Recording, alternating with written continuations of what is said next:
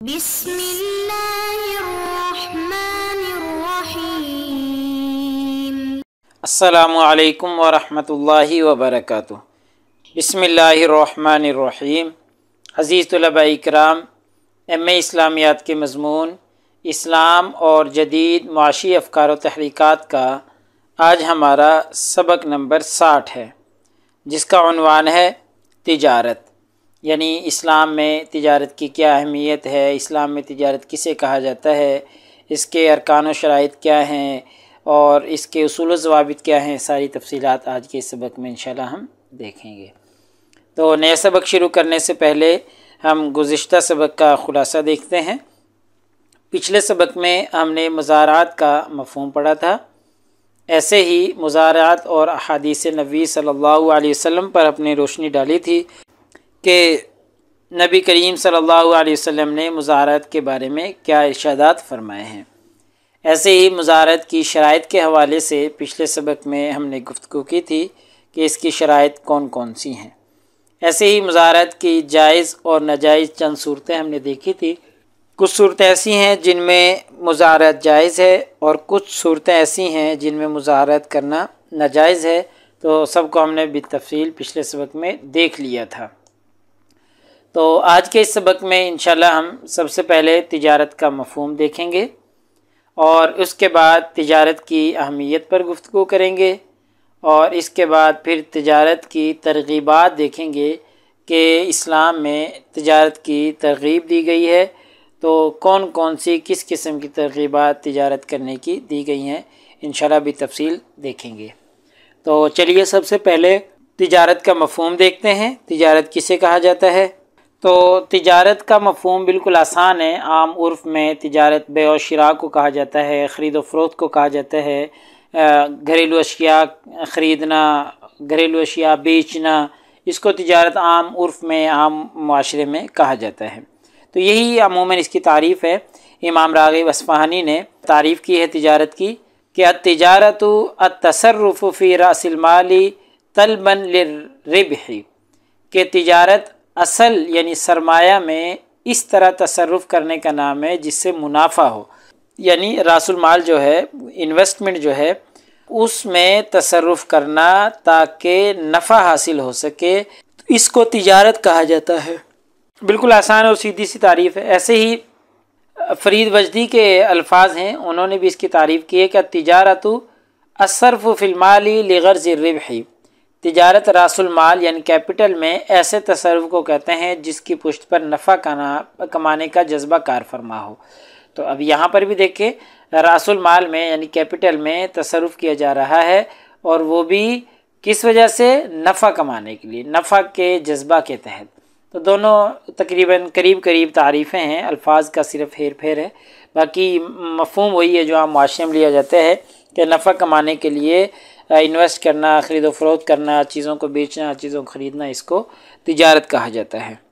تو چلیے اب ہم تجارت کی اہمیت پر گفتگو کرتے ہیں، چونکہ تجارت معاشی ترقی کا سب سے بڑا ذریعہ ہے، اور تجارت جو ہے مادی لحاظ سے، دینی لحاظ سے، دنیاوی لحاظ سے بڑی اہمیت کی حامل چیز ہے، اس کی بہت زیادہ اہمیت ہے۔ تو کچھ پوائنٹس میں ہم اس کی اہمیت پر گفتگو کرتے ہیں۔ پہلی بات ہے کہ یہ قدیم پیشہ ہے، تو سب سے قدیم پیشہ تجارت ہی ہے، لوگ شروع سے تجارت کرتے چلے آ رہے ہیں۔ پہلے زمانے میں تجارت ایسی ہوتی تھی کہ اشیاء کے بدلے اشیاء لی جاتی تھیں۔ مثلا میرے پاس گندم ہے اور مجھے کپڑوں کی ضرورت ہے، تو اب جس کے پاس کپڑے ہیں اس کو گندم کی ضرورت ہے، تو میں اس کو گندم دے دوں گا اور اس سے کپڑے لے لوں گا۔ تو یہ اشیاء کے بدلے میں اشیاء کی تجارت ہوا کرتی تھی۔ لیکن پھر بعد میں آہستہ آہستہ ترقی ہوتے ہوتے کرنسی چلی، سکہ جاری کیا گیا، اور پھر سکے کی بنیاد پہ خرید و فروخت ہونے لگی، اور آج کل جیسا کہ آپ کو معلوم ہے کرنسی کی صورت میں تجارت ہو رہی ہے، اور اب کرنسی سے بڑھ کر بھی ڈیجیٹل کرنسی میں تجارت ہو رہی ہے۔ تو یہ سب سے قدیم پیشہ ہے، لوگ شروع زمانے سے ہی تجارت کرتے چلے آ رہے ہیں۔ ایسے ہی اس کی اہمیت پر یہ بھی بات کی جا سکتی ہے کہ یہ ضروریات کی تکمیل کرتی ہے، چونکہ کوئی بھی انسان ایسا نہیں جو اپنی ضروریات کی تمام اشیاء خود سے پیدا کر سکے۔ یعنی اپنا کپڑا خود بنائے، اپنی جوتی خود بنائے، اپنا کھانا خود تیار کرے، اپنی گندم، اپنے چاول، اب یعنی ضروریات کی جتنی بے شمار چیزیں ہیں وہ ساری خود بنائے، ایسا ممکن نہیں ہے۔ تو ظاہر ہے وہ اپنی ضروریات کی چند چیزیں تو بنا سکتا ہے، چند کے بنانے میں تو ماہر ہو سکتا ہے، تو پھر باقی ضروریات کی چیزیں وہ کیسے پوری کرے گا؟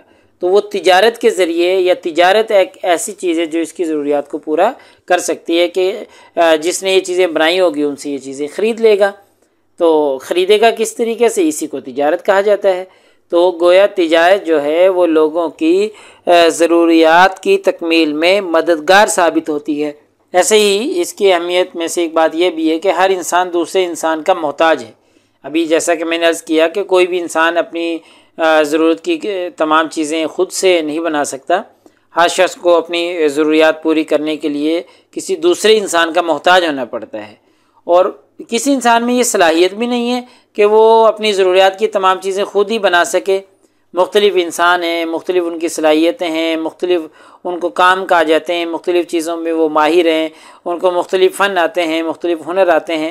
تو جس کو جو ہنر، جو فن آتا ہے وہ چیز بنا سکتا ہے، باقی چیزیں نہیں بنا سکتا۔ تو باقی چیزوں کو اب کیسے وہ لے گا، کیسے پورا کرے گا؟ تو تجارت ایک ایسا ذریعہ ہے جس کے ذریعے وہ اپنی بقیہ ضروریات کو پورا کرے گا۔ مثلاً ایک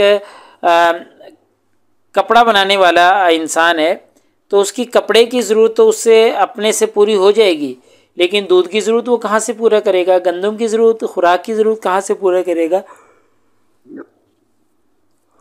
تو اس کے لیے اللہ تعالیٰ نے تجارت کے قوانین وضع کیے ہیں کہ تجارت کے ذریعے دوسرے انسان سے وہ چیزیں خرید کر اپنی ضروریات پوری کر سکتا ہے۔ ایسے ہی تجارت ترقی اور خوشحالی کا باعث بھی ہے، کیونکہ کوئی بھی ملک ایسا نہیں جو ترقی کر سکے اور اس کے پاس تجارت نہ ہو، یعنی تجارت کے بغیر کوئی بھی ملک، کوئی بھی قوم، کوئی بھی معاشرہ، کوئی بھی فرد ترقی نہیں کر سکتا۔ جو ممالک تجارت کا راستہ اختیار کرتے ہیں اور مختلف ممالک سے تجارتی تعلقات قائم رکھتے ہیں تو وہ خوشحال ہوتے ہیں، ترقی یافتہ ہوتے ہیں۔ آپ کو معلوم ہے کہ بر صغیر پاک و ہند میں انگریز جب آیا تھا تو اس کا مقصد کیا تھا؟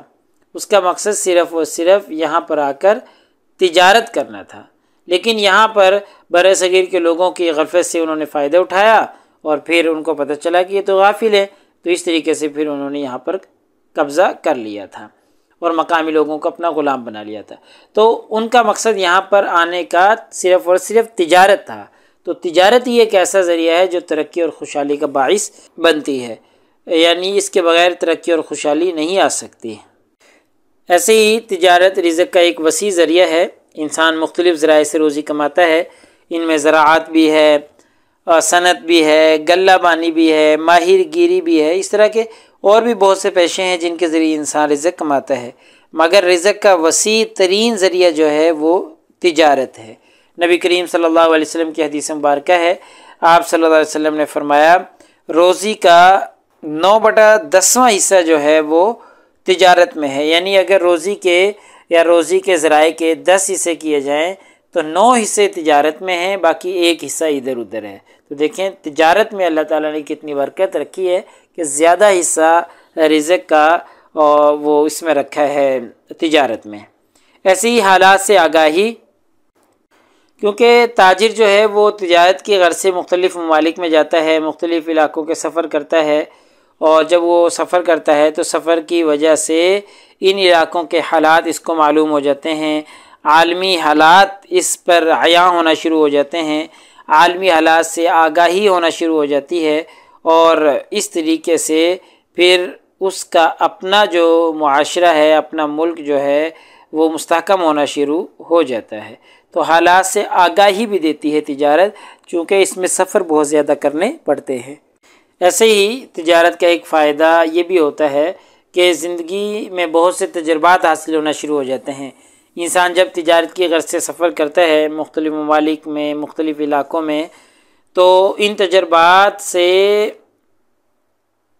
یہ کٹ کر دیں، تو ان اسفار سے اس کو بہت سے تجربات حاصل ہوتے ہیں، اور اگر وہ گھر پہ بیٹھا رہتا تو یہ تجربات اس کو کبھی بھی حاصل نہیں ہو سکتے تھے۔ دوران سفر انسان مختلف قسم کی تکالیف برداشت کرتا ہے اور مختلف قسم کی پریشانیوں کا سامنا اس کو رہتا ہے، تو جس کی وجہ سے اسے زندگی کے بہت سے تجربات نصیب ہوتے ہیں، اور ان تجربات کے گزرنے کے بعد پھر وہ ایک کامیاب تاجر بن جاتا ہے۔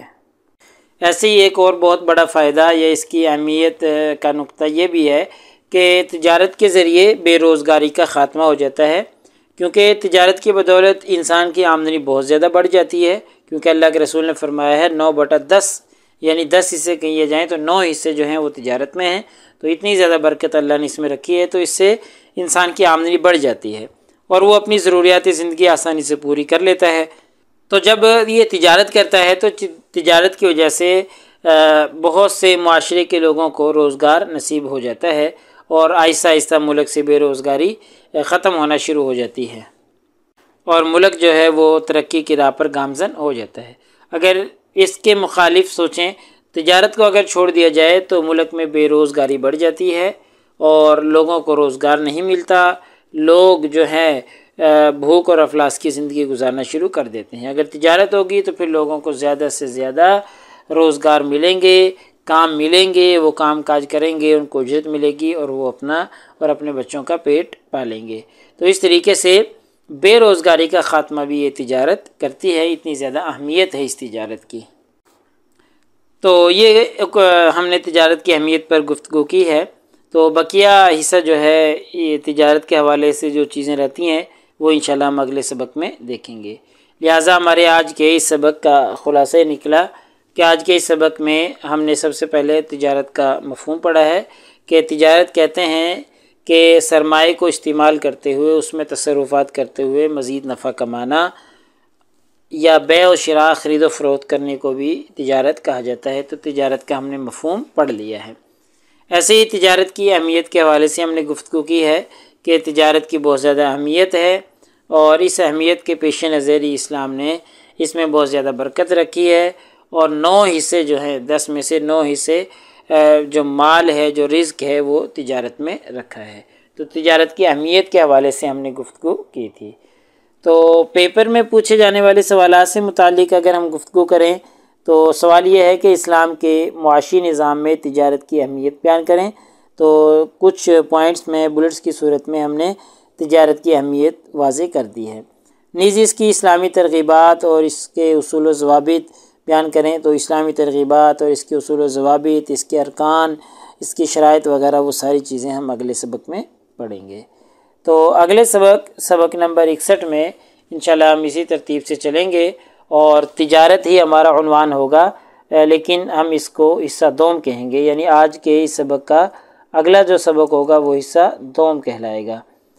جزاکم اللہ خیر۔ السلام علیکم ورحمۃ اللہ وبرکاتہ۔ اللہ پاک آپ سب لوگوں کا حامی و ناصر ہو۔ اگلے سبق تک اجازت چاہتا ہوں۔ اللہ تعالیٰ آپ سب لوگوں کو کامیابیاں اور ترقیاں نصیب فرمائے۔